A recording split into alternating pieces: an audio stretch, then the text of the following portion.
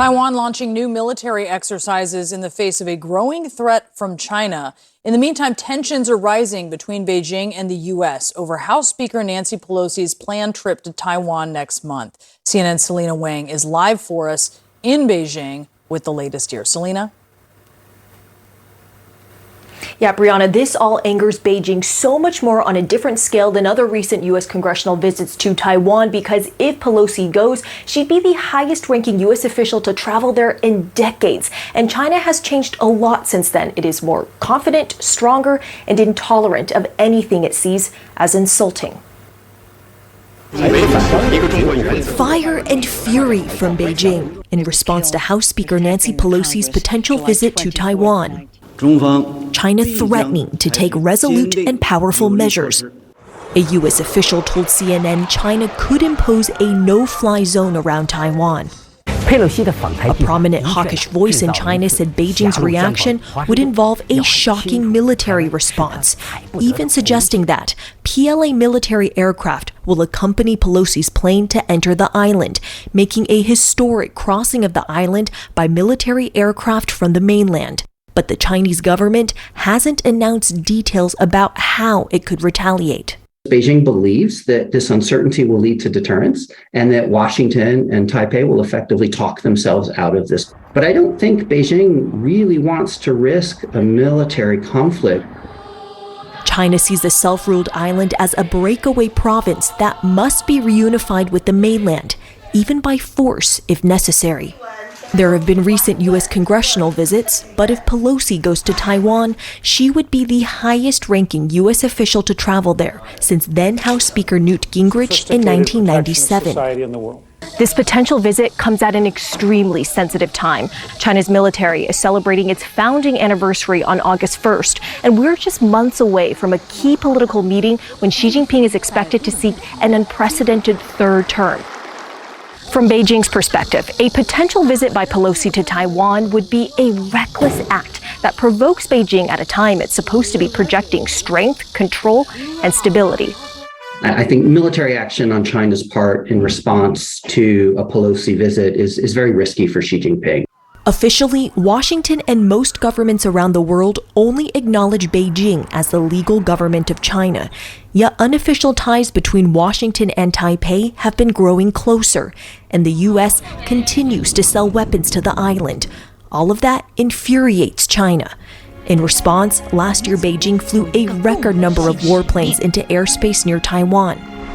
For decades, the U.S. has been purposefully vague about whether it would defend the island should the Chinese invade. That's a commitment we made. Biden has said several times that the U.S. would intervene militarily if China were to attack Taiwan. Yes, we have a commitment to do that. Only to have the White House walk back those remarks each time. But as China's military might grows, more are calling for the Biden administration to end this so-called strategic ambiguity. It's impossible to overstate how important Taiwan is to the Communist Party and its legitimacy. Beijing is against any move that appears to acknowledge Taiwan as an independent country or makes the U.S. relationship more formal. And a visit from one of America's most powerful politicians does just that. But other experts say that this timing actually increases the chances that if Pelosi goes to Taiwan, that China will overreact in order to avoid looking weak during this critical moment. So the concern is that Xi Jinping finds the visit humiliating, makes a rash move in order to look stronger at home. Brianna?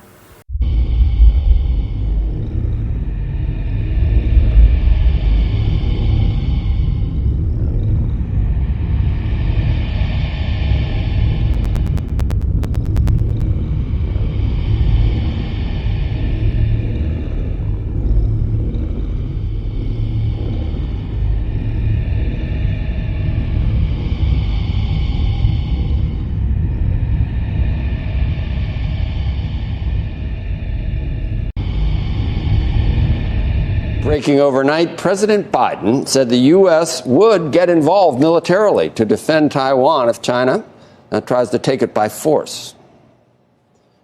Are you willing to get involved militarily to defend Taiwan if it comes to that? Yes. You are. That's a commitment we made. That's a commitment we made. We are not, look, here's the situation.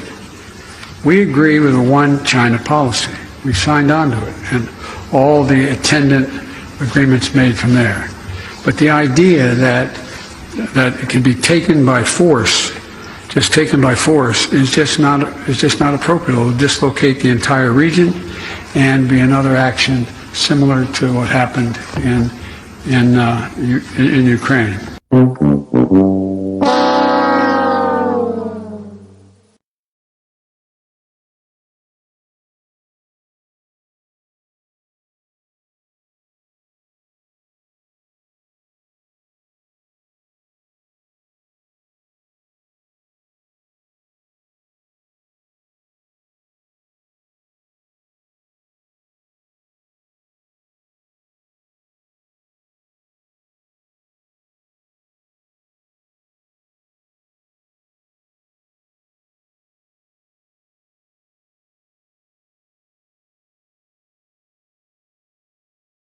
And Eunice Yoon joins us now with a reaction in Beijing. Well, just tell us, what is the reaction, Eunice? Well, I'll tell you the reaction in Beijing, but there was also a big reaction, I think, worldwide, and especially among foreign policy folks, because the problem that people had was when President Biden used the word commitment. So he said that the U.S. has a commitment to defend Taiwan in such an event. And this is a deviation from standard American policy, which is based on the concept of strategic ambiguity. So the idea is that the U.S. kind of keeps it fuzzy, purposely leaves it vague as to what it would do. And you could see the reaction by the White House kind of signals that, where they walked back very quickly those comments by reiterating the U.S.'s long-held position to uphold the one China policy and also to defend Taiwan, or to support Taiwan defending itself. Now, as you can imagine, the Chinese slammed those remarks, very, very upset, said that Biden should not underestimate the resolve of China to defend its sovereignty and territorial integrity.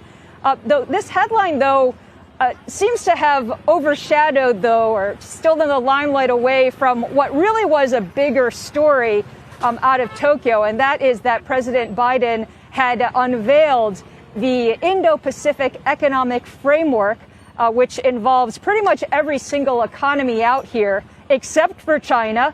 And I think what's interesting about it is that right out of the gates, President Biden made it clear that this is not about trade, it's not about tariffs, maybe learning some lessons from the marketing of the Trans-Pacific Partnership, another big economic pact that the U.S. had marketed out here long ago, but instead saying that this is about rule setting. And I think you could see there's a long list of different types of rules that it would set, say labor, environment, tax, and investment. But what's significant is that they want to change the attitude towards supply chains. So there's actually an interesting inclusion of countries on this list. So you have pretty much all of the production competitors to China on this list. So India, Indonesia, the Philippines. I mean, this is all quite significant. And then you also have the other side of the coin with supply chains. So South Korea is on this list, not like with TPP, Japan, and the United States. So all of these places which are kind of on the high end with all the companies that are making all these high-tech gadgets. There's been some talk that maybe Taiwan is going to get somehow involved as well, guys.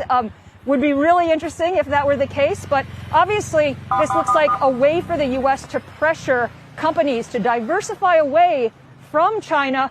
And, as you can see by me wearing my mask, zero COVID is already kind of incentivizing a lot of companies to rethink how much investment they want to have in this country.